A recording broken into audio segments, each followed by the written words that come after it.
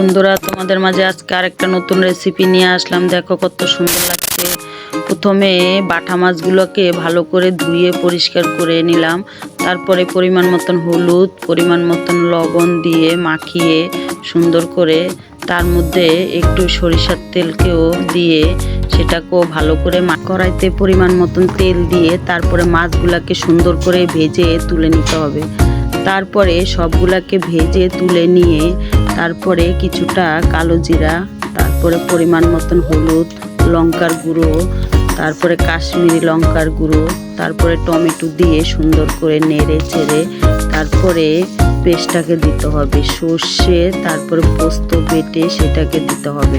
তারপরে সবগুলাকে নেড়ে চেড়ে সুন্দর করে মশলাটাকে ভালো করে কষিয়ে নিতে হবে। পরিমাণ মতন লবণ দিতে হবে, দিয়ে তারপরে জল দিয়ে সুন্দর করে ফুটাতে হবে। ফুটিয়ে তারপরে মাছগুলাকে দিয়ে দিতে হবে সবগুলাকে। তারপরে দেখো সুন্দর কত কালার এসছে বন্ধুরা।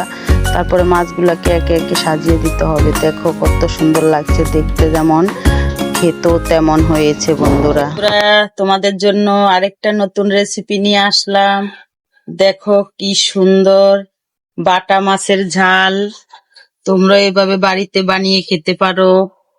দেখো কি সুন্দর লাগছে, কালারটা কত সুন্দর এসছে।